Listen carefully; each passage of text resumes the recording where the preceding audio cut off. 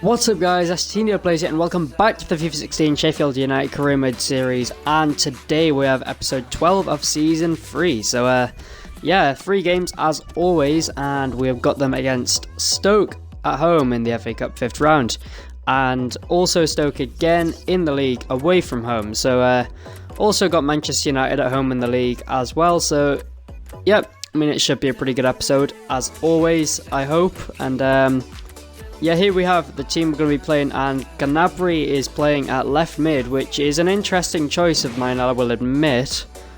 But Aarons is tired, I want to give him a rest, so yeah, plus Google is injured, which is pretty annoying, but he's back in like 3 days after this fixture anyway, so yeah, I mean, we should be just about fine in terms of that position, and we should get by with Cody in the team for one game.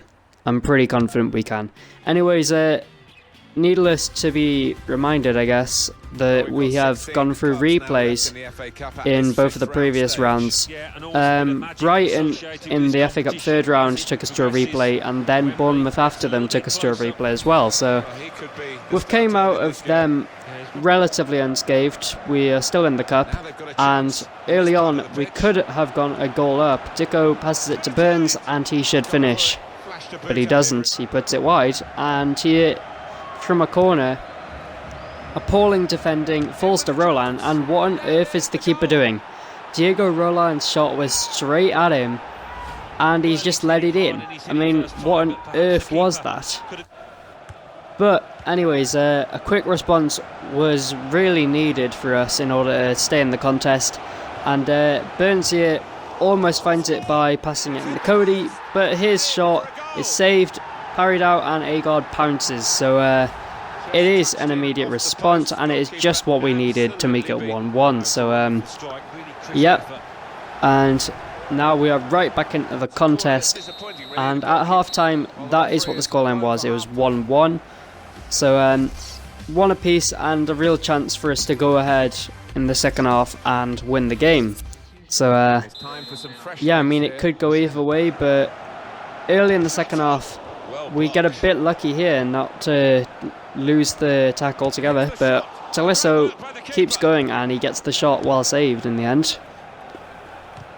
But Stoke weren't exactly devoid of openings in the second half, and this one, well, it was close, but it wasn't on target. And unfortunately we couldn't find a way through, so we're going to have to put up with another replay, which honestly is not too great because recently our squad's been struggling to cope with the fixture congestion, so this is only going to make it worse. And yeah, anyways, I do hope though that we'll win that replay, which is scheduled for next episode, so no changes to our schedule for this episode still.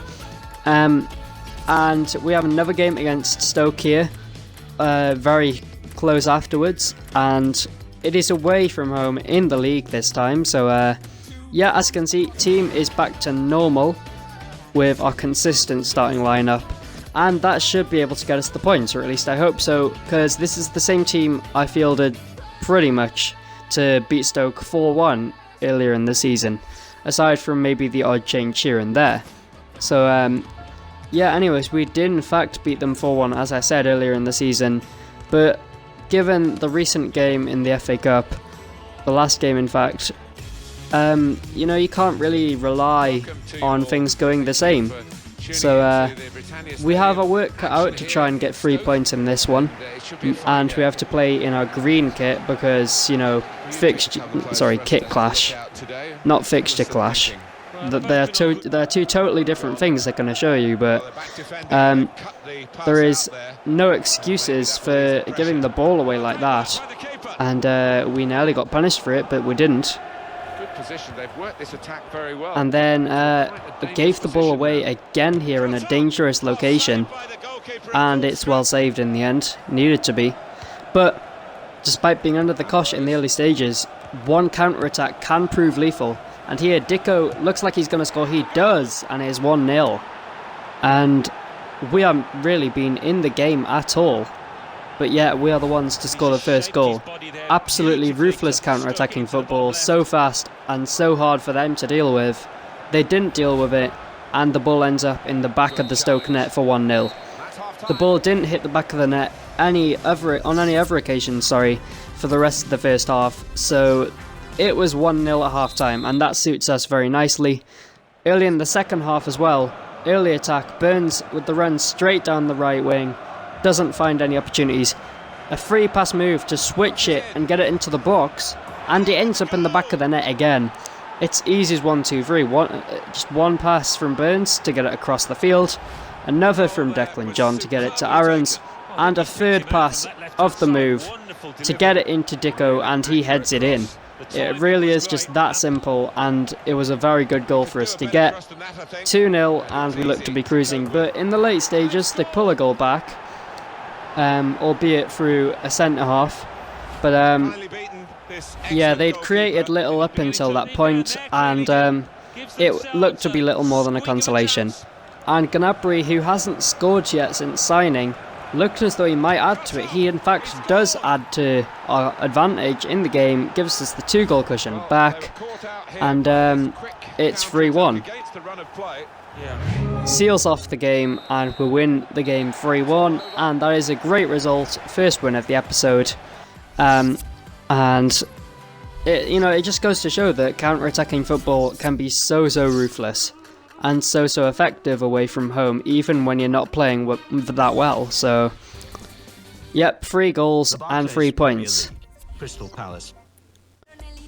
But it'll be a heck of a lot more difficult to repeat that kind of performance against Manchester United, who in this career mode are top of the league and absolutely flying.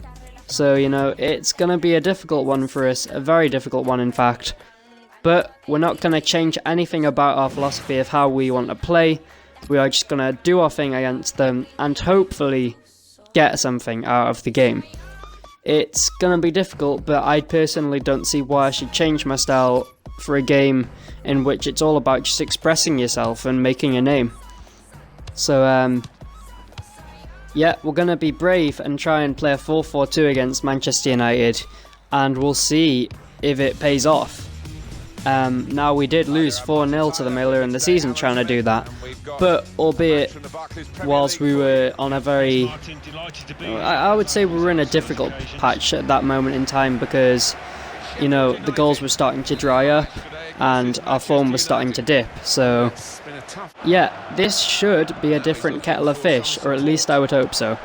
Anyways, here, so Ambrose here forces the save, and the header from Dicko not on target, but if it was, let me tell you, there would have been a chance for us. And Tolisso here with the cross from the corner. The goalkeeper doesn't get anywhere near it, and Skugel should really be doing better with that, you would think. So anyways, we don't deal with this here at all, and it requires a good save in the end from Caldalo in net. So Ribery here with the free kick. It should have been a bit easier than that, and he really should have caught it, but he gets it out in the end. And at half-time, it was 0-0, which throughout the season in real life has been what Manchester United are used to. But anyways, 0-0 at half-time, we felt as though there might be an opportunity, but Manchester United, if you're 0-0 with them, sometimes it just takes one moment of quality. It nearly came there from Zach Clough, and then Royce does in fact provide that moment of quality. Such an expensive player, one of the Bundesliga's finest, who they've signed in this career mode alongside Ribery. And, he's that kind of player you just can't afford to give any kind of space, or he will score. And he does there. However, Tolisso here, he should have a clean shot at goal, but Dicko just gets in his way, quite frankly. And we don't get any more real openings of note, and ends at 1-0 to Manchester United. So, yeah, I mean, it's not overly disappointing because they produced one moment of quality and we couldn't get ourselves back into the game. So, yeah, I mean, a brave effort, but not enough to get any points. And as you can see, we are sitting 6th place in the table, still very much overachieving, you could argue. and only 4 points off 4th, so, you know, we can dare a dream. We can really dare to dream that we're going to go somewhere special, but even if we don't, it will still have been a good season. We're in a very good position. So anyways, if you enjoyed this episode, be sure to leave a like and subscribe, and I'll see you guys later. Peace out. 5th bottom, Crystal Palace with 29.